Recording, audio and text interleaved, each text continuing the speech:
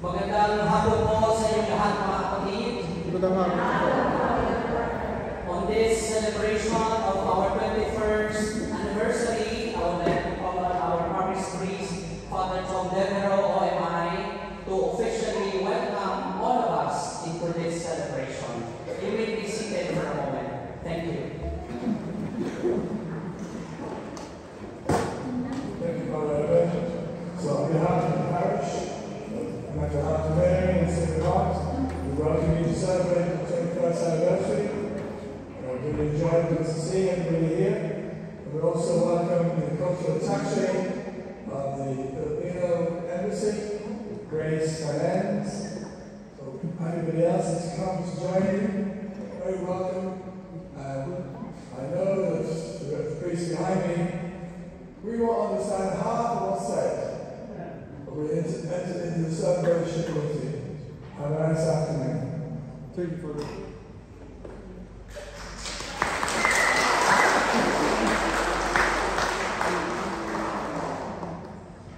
Magsitayo po tayong lahat at ating simulan ng ating pagdiriwang ng banal na Eucharistia. Sa ngalan ng Ama, ng Anak, at ng Espiritu Santo. Amen. Ang pagpapala at kapayapaan mula sa Diyos, Ama natin, at sa Panginoong Jesucristo, naway sumainyong lahat. Amen. Mga kapatid, ang Eucharistia ay pagdiriwang ng pasasalamat. Ito ang ating paraan ng pagpapahayag ng ating pasasalamat sa Diyos sa Kanyang patuloy na katapatan at pagtulong sa atin. Kaya aminin natin ang ating mga kasalanan upang maging marapat tayo sa pagdiriwang ng mga banal na misteryo.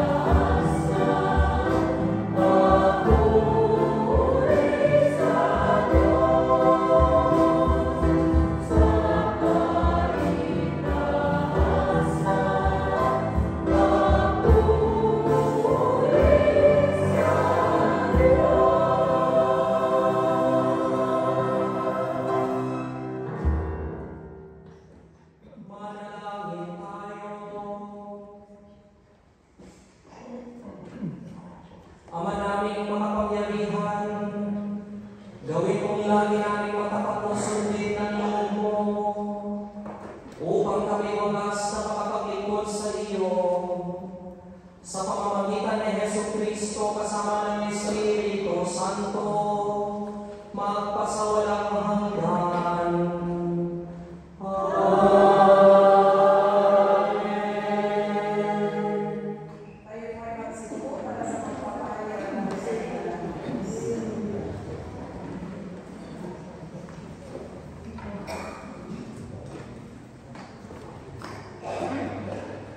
Pagbasa mula sa aklat ng Exodus.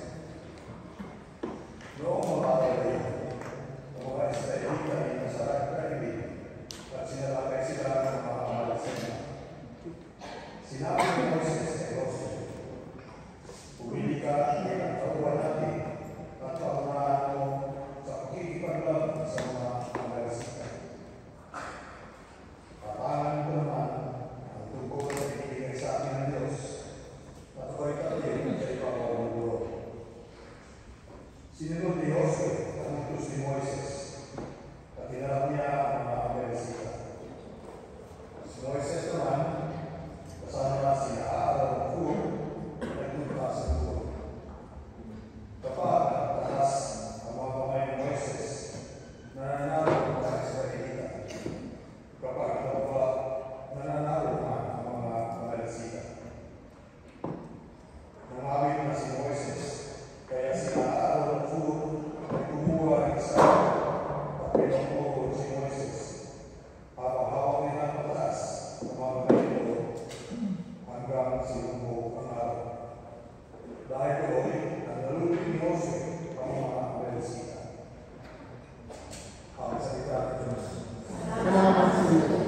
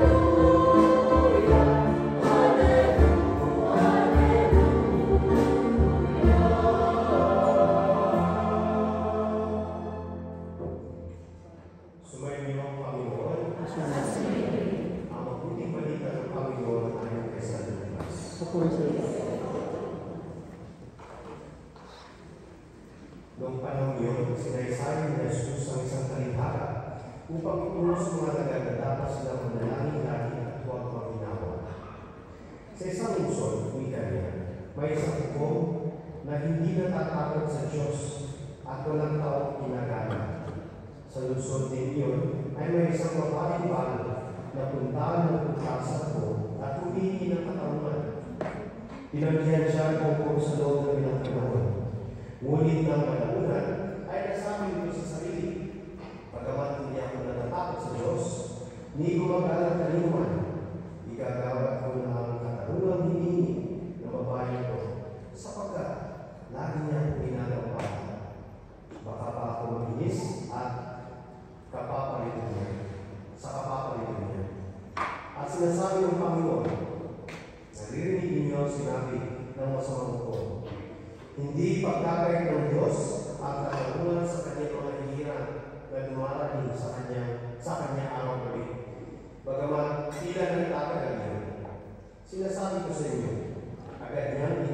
sa kanila ang tulungan.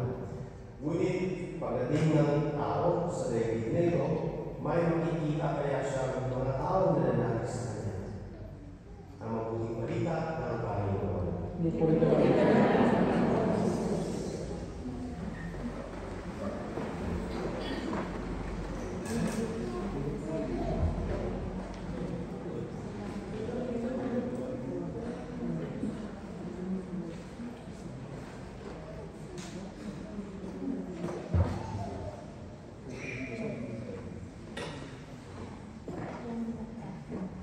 Good afternoon, my dear brothers and sisters in Christ. Good afternoon, my Lord. Congratulations, Phil Chang, on our 21st anniversary.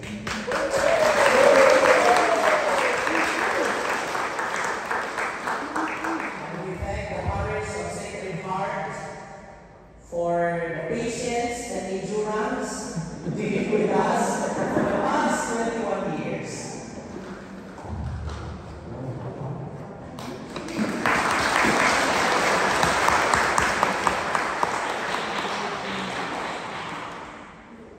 Before the Mass starts, we have the praise and worship. And of course, many of these charismatic brothers and sisters we have, sometimes singing and dancing is not just enough. We have to raise our hands in prayer as an expression of our ultimate faith, calling God for help and whatever. But you know, sometimes when you sing the praise and worship, you move your hands, no? And then when you just get tired, you just put it down. But have you ever really tried praying, raising your hands? How long can we take that? Sometimes when we pray on our knees, we can always hear mostly, and we struggle to stand.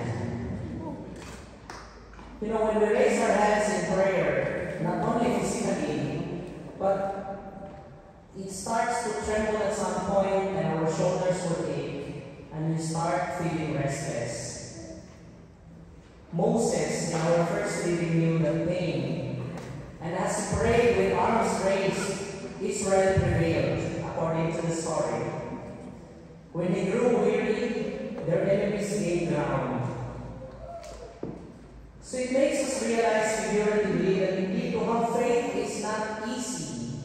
It's also a struggle. But to keep going, sustained by the support of the community. Today's readings teach us that this truth about faith, that faith matures through perseverance in prayer. And sometimes we ask ourselves, what have we learned for the past 21 years?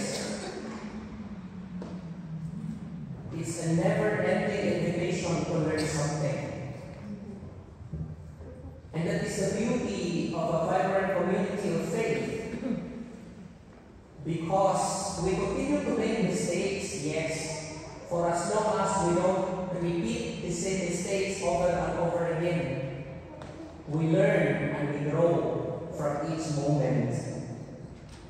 And so prayer is not escaping that struggle. It's not simply a matter of freeing us from all those trials and difficulties, and even sometimes with the misconceptions and miscommunications that happens between us. It is enduring in God's presence until the world itself changes, until we ourselves change. And the change in the community may not even happen in our lifetime. In the first reading, Moses stands on the hill, arms lifted with the rod of God. His stance is a sign of steadfast intercession.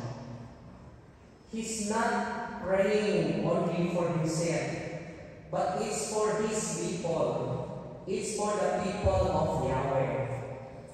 So even prophets get tired. But in this tiredness, what is beautiful in the story in the first reading, Aaron and Hur, who was with Moses, hold up his hands until sunset. And so the victory belongs not to the warriors, but to the praying community that refuses to drop its arms. And this is an important aspect of a praying community that we have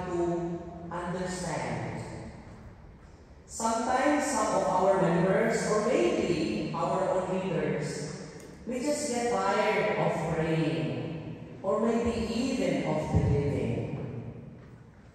But those of us who are members of the community can help them in their sense of hopelessness and even in their sense of powerlessness. And that is what we celebrate today. That we reach this far 21 years amidst of life's successes and failures because we are all in this together. When one member of the community falters, when one member of the community weakens in their own faith, the other will fill it in. When one fails to pray, or even get tired of praying, or maybe even does not want to pray anymore, they will supply that on and for their behalf. We pray for them. Prayer is not an individual performance, but a shared perseverance. When one's hands grow heavy, another's faith keeps them lifted. Every community needs its Aarons and Hors, those who quietly hold others in the battle. And this is exactly what we in Philcham has been trying our best to be and continue to become.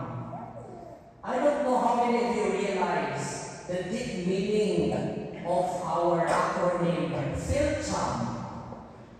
Philcham, for those of you who did not know, stands for Filipino Community in Harmony of Action, Mobilization, and Prayer.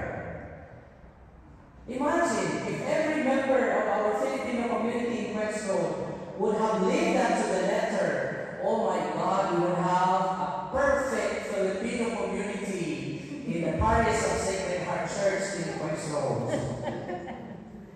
But sadly, we are very far from being perfect. But this is our goal, this is our aim, this is our dream.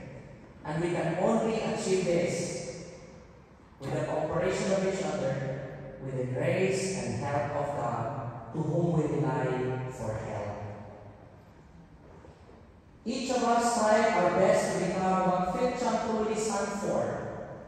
That as much as possible, our act of prayer should be in harmony with action, with mobilizing whatever it is that is incongruent to the expression of our faith.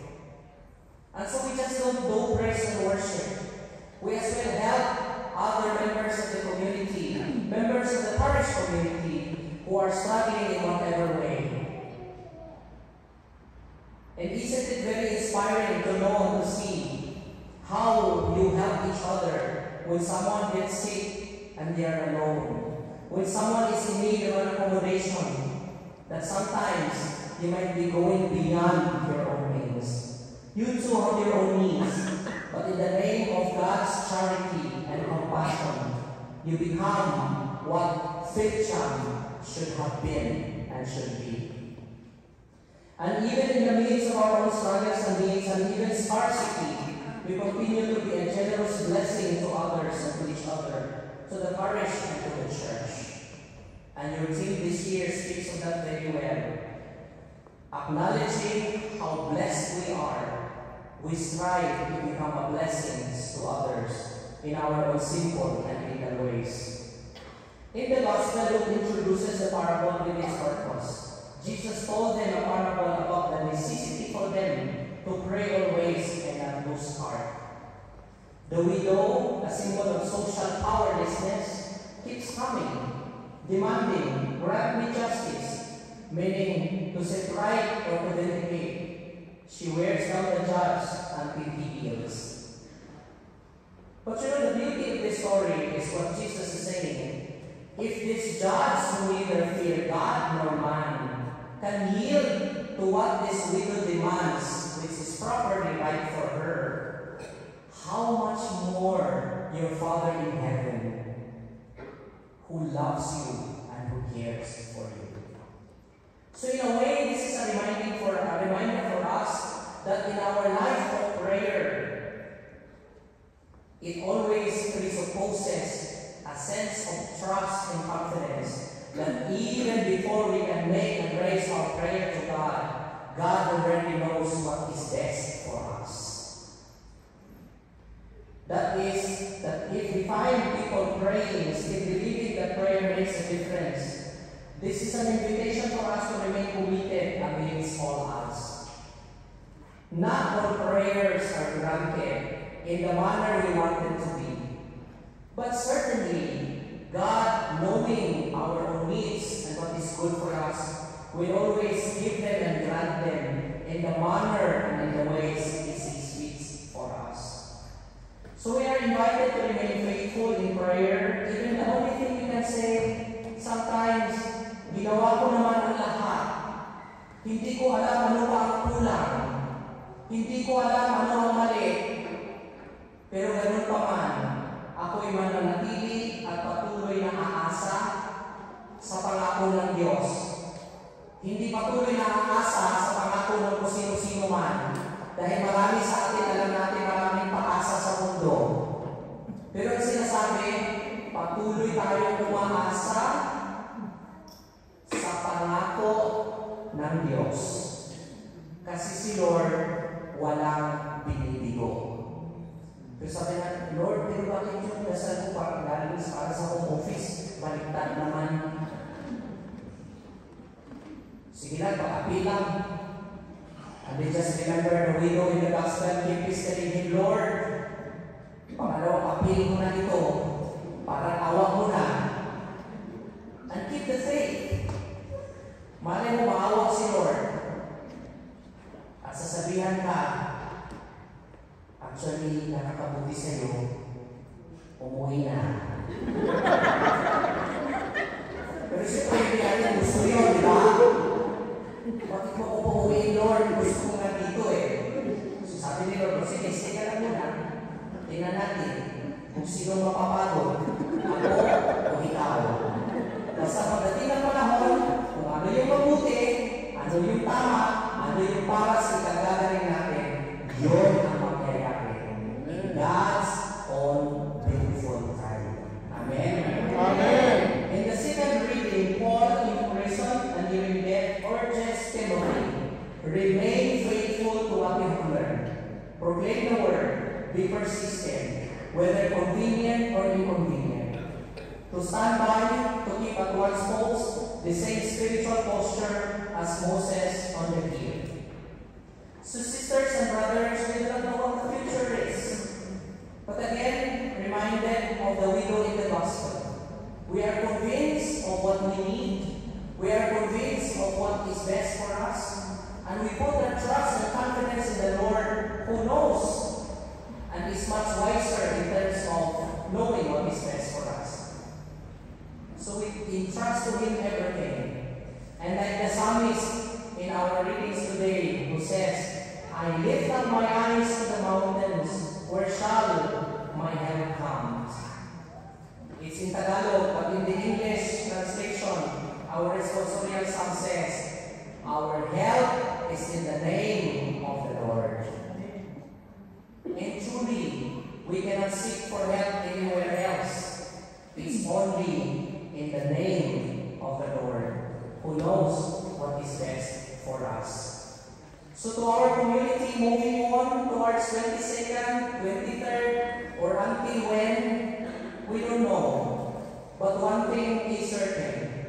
The Lord has established our community as a community of faith, a community of service, a community of solidarity with each other. And the Lord will continue to sustain it until the end as He wishes. It might go beyond our own lifetime. But we continue to do our best given where we are at the moment. So we remember important things in the readings today. With hands lifted, we pray with the community. We let others sustain our arms when we get tired. With heart anchored like the widow in the gospel, we pray with persistence. And with feet grounded for Timothy, we pray with the Word of God. We allow Scripture to continue to inspire us and strengthen us. Jesus' final question is not meant to frighten, but to awaken. When the Son of Man comes, will He find faith? He will. If we find praying hearts and a community united in prayer and putting their faith and confidence together in the God of the providence. So when your faith feels tired, ask someone to help you and lift you up. When prayer feels dry, ask the church to intercede for you. When hope wanes, borrow God's word and be reminded of it. And keep standing on the hill until the sun sets and victory dawns. So we pray, Lord, when our hands grow heavy and our hearts grow faint, send us companions to lift us up. Teach us to pray without ceasing, to hope without proof, to love without limits.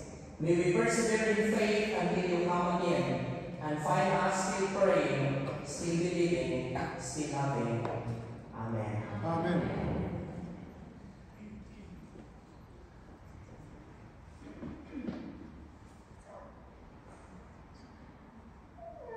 Tayo po ay magsitayo. Ipahayag natin ang ating pananampalataya. Sumasampalataya ako sa Diyos ang mga makapangyarihan sa lahat, na may gawa ng langit at lupa. Sumasampalataya ako kay Jesucristo, isang anak ng Diyos, Panginoon natin lahat. Nagkatawang tao siya alam ng Espiritu Santo. Ipinanganak si Santa Maria Virgen. Pinagpakasakit ni Poncio Pilato. Ipinako sa krus na matay ni Pilipin.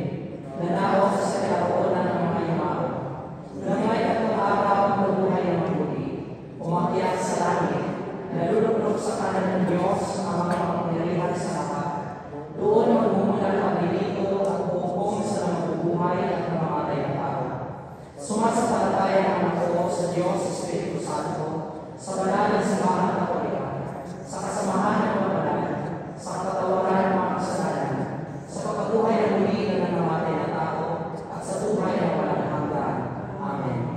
Alinsunod sa halimbawa ni Moises at ng Matyagang Balo, buong pananalig natin ilulog sa Panginoon ang ating mga kahilingan para sa mga pangangailangan sa katauhan, at sa bawat panalangin ating itutugon. Panginoon, dinggin mo kami. Para sa simbahan, sa kamit ng kaligtasan, sa pamagitan ng kanyang liturhiya, sa panalangin ng mga kasapi, kapag hatid nawa siya ay bayang biyaya, sa kasatauhan, panalangin tayo. Para sa Santo Papa, pati Obispo, at sa lahat ng mga pinuno ng simbahan, naway mapatuloy sila sa patnubay ng buong tapang, pagbabaang loob, at manalangin sa tulong ng Diyos. Manalangin tayo. Para sa lahat ng mga misyonarong pari, mga religyoso at mga tayong laiko sa mga misyon, naway maging matatag silang tagapaghatid ng mabuting balita at mapatutuo ito sa kanilang pamumuhay na ayon sa mga papahalagang kanilang itinahayag. Manalangin tayo.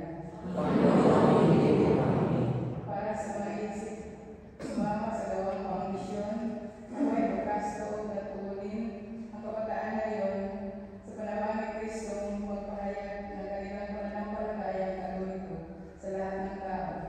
Manalangin tayo. Para sa ating kababayan, kaibigan at kamag-anak, at pamilya na karanas sa iba't ibang kalamidad sa ating bayang Pilipinas, naway patuloy silang gabayan at ingatan na magtutong pagbalik loob sa Diyos. Manalangin tayo. Panginoon, dinggin mo kami.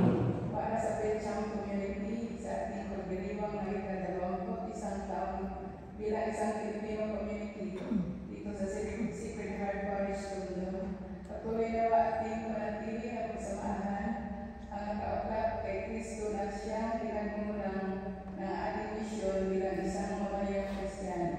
Manalangin tayo. Panginoon, dinggin mo kami.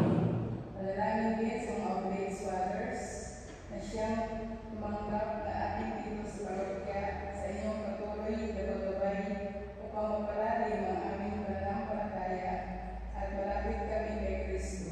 Manalangin tayo. Panginoon, dinggin mo kami.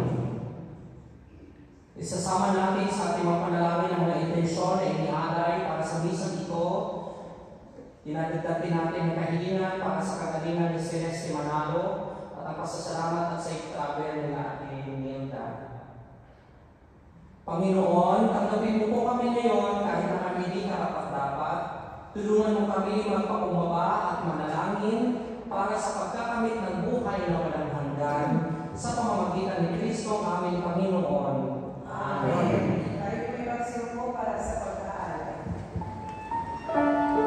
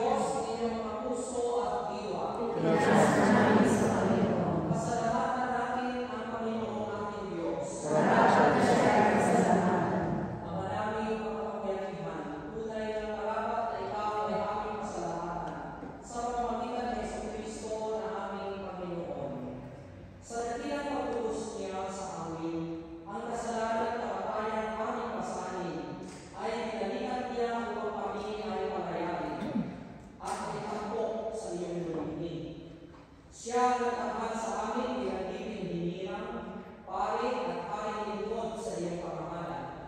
Mula sa kadiliman kami iyong tinawag, upang makasapit sa iyong liwanag. Bilang iyong angkang ay tungkulin ang lahat ng iyong dakilang pag-ibig sa lahat. Kaya pa isang mga anghel na nagsisibawin ng papuri sa iyo na malagmay sa kalangitan, kami nag-uuni sa iyong kadakilaan.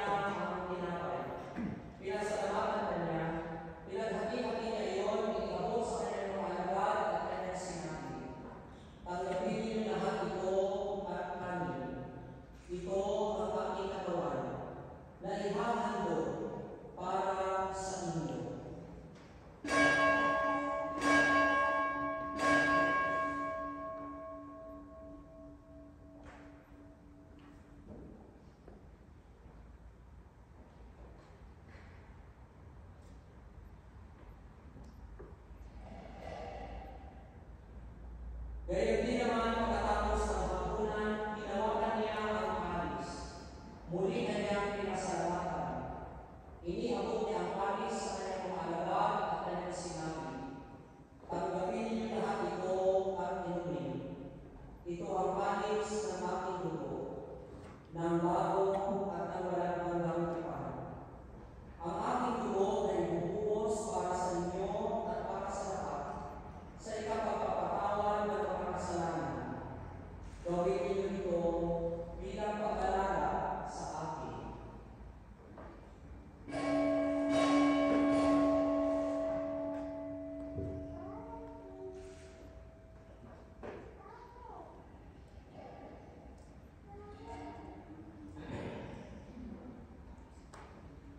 Ang misteryo ng ating pananampalataya.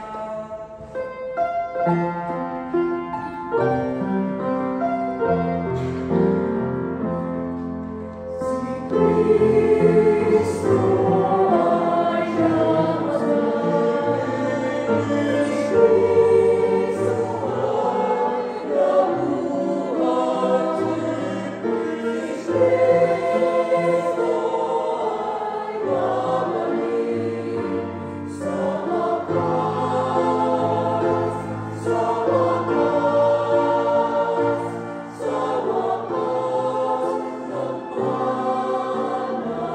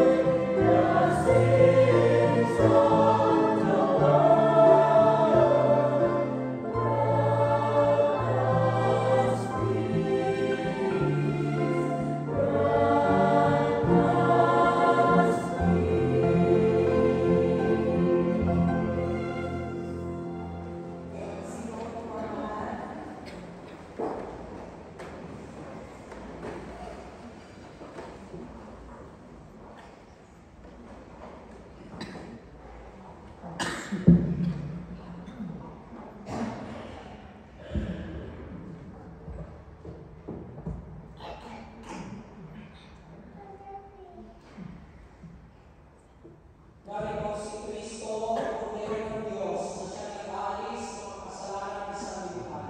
Mapapalad tayo ng inanyayahan at tulad sa kanya sa tingin ito. Panginoon, sa iyo, ngunit siya sasalita lamang ay atin na.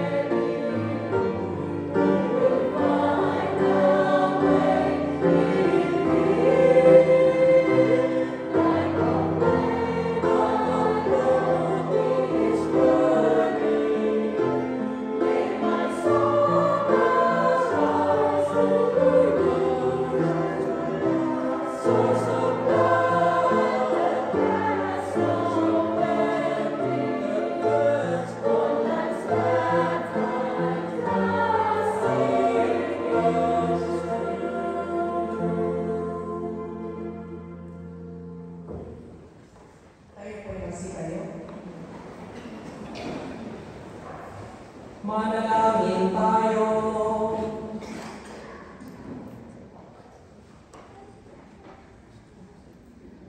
Ama naming mapagmahal, gawin mo sa aming banal na pakikinabang.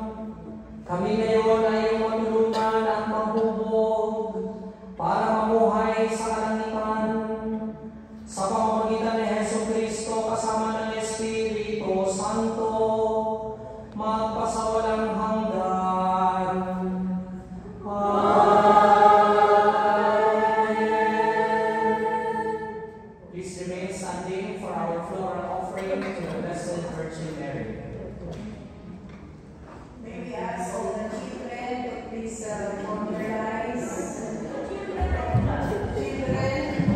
Since we do not have much children, pwede na yung mag-isip bata sa mga.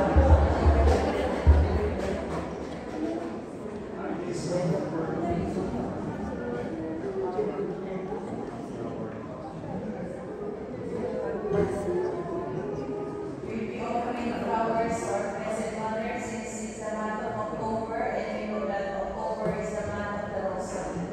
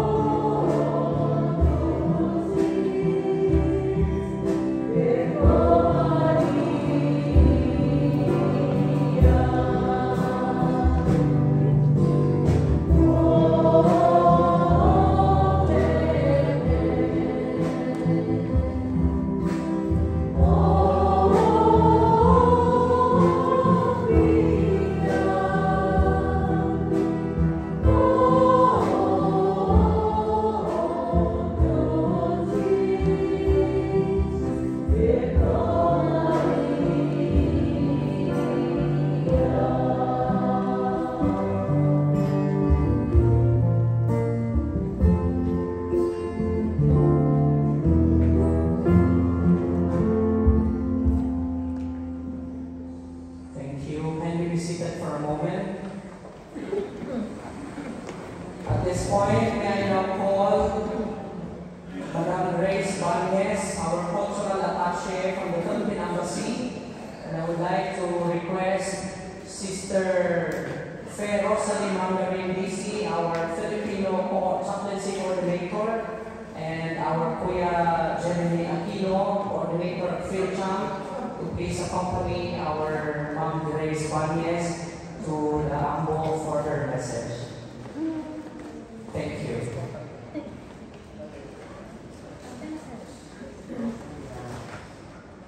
Actually, kung si Sister kailangan ng kalalayan.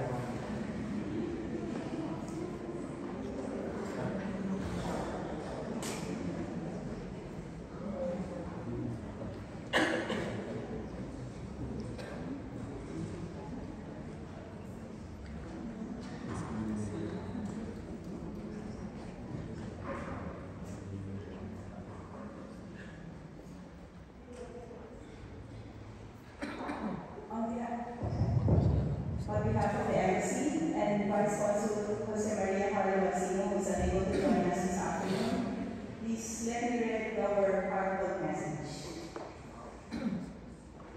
Our parish priest, Father Don, Father Philip, Father Shane, Father Hidalgo, our Filipino priests, Father Ron and Father Erwin, our dear kababayans, ladies and gentlemen, good afternoon. On behalf of the Ambassador, His Excellency Tudor L. Jr., the officers and personnel of the Philippine Embassy in the UK, we warmly extend our congratulations to the PhilChamp community for its 21st founding anniversary celebration.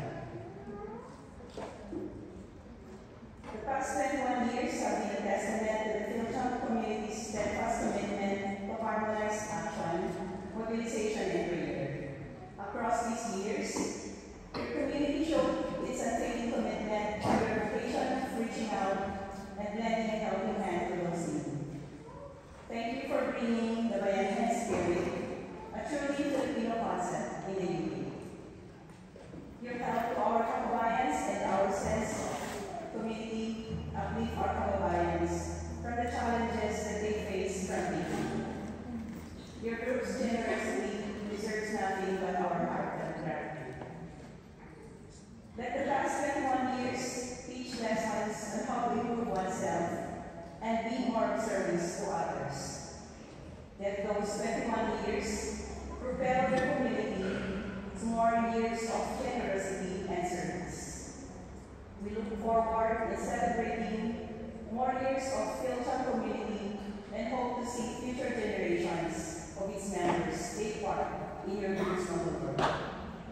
On behalf of the Ambassador and the women and men of the Philippine Embassy, we wish to congratulate everyone for this activity, which brings all of us together to celebrate not only our shared Catholic faith, but also to celebrate a truly momentous occasion.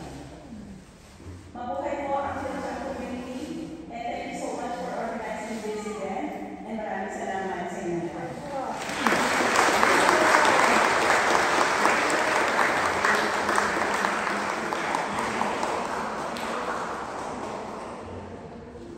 Thank you, Ma'am Grace, for your message. Next, may we call on the President of the Parish Pastoral Council, Mary Ryan, for her message, as well to be brought here at the sanctuary by Sister Pepot and Kuya Jeremy.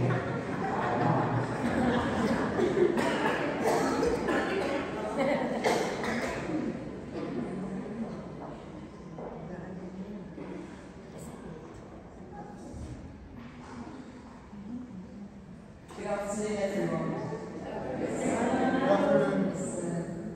It's an honour and a pleasure to be asked to say a few words on the 21st anniversary of the founding of PhilChamp.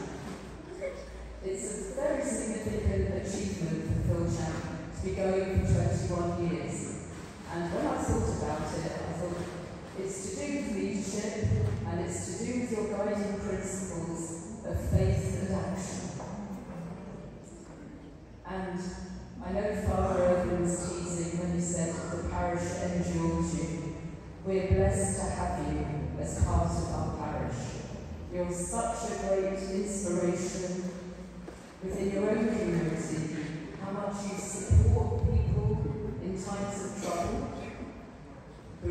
hurt and sickness, and how much you celebrate in the good times. So you're an inspiration to us, such an example. But the other great thing is you're outward looking. You're not just looking after yourselves. You're such a major contribution to our parish in lots of ways. The liturgy, the sacramental programme, all the social action. You're a great blessing to us, and we thank you for it. The other day was the feast day of St. Ignatius of Antioch, and I think I was looking on the Opera website, their daily reflection, and one of St. Ignatius' sayings was, "We recognise trees by the fruit that grow on them. We should recognise Christians by their action." And it brought Phil Champ to mind just when I read that little extract. So, on behalf of our parish council, our parish community, I congratulate you all on your vibrant and active association, and thank you for all you do in our parish and what you do in the wider community, because I know it's in the wider church and the wider community that you make major contributions, and we wish you many more years of service and community. So thank you once again.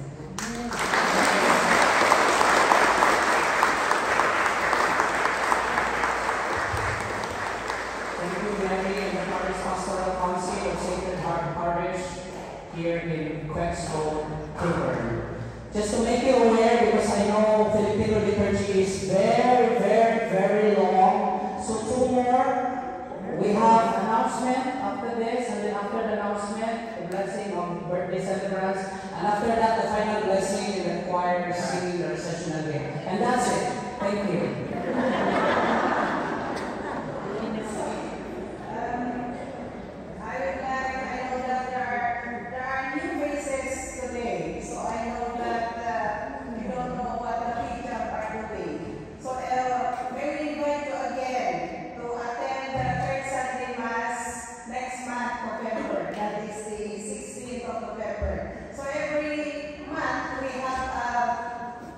Virtual Mass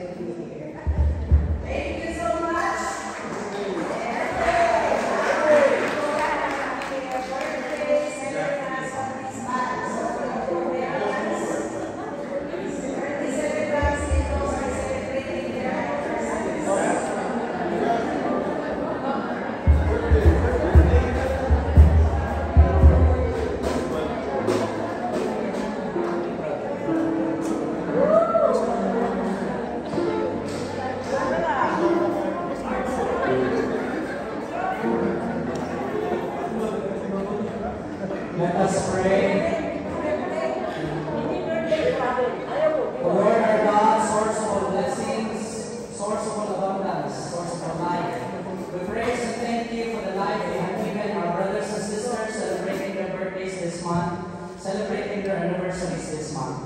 We thank you for their lives wonderfully lived and generously shared with us. So we beseech your blessing upon them, good health, protection from all harm, and defense from all evil. Through Christ our Lord. Amen.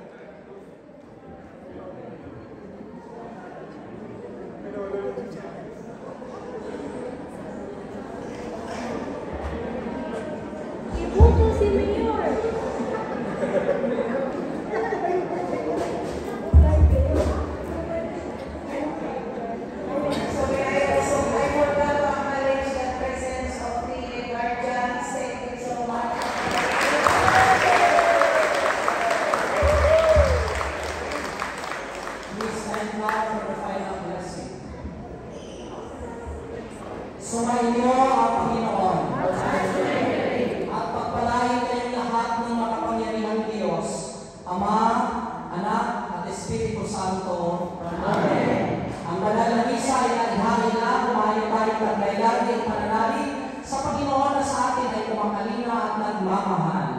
Salamat sa Diyos.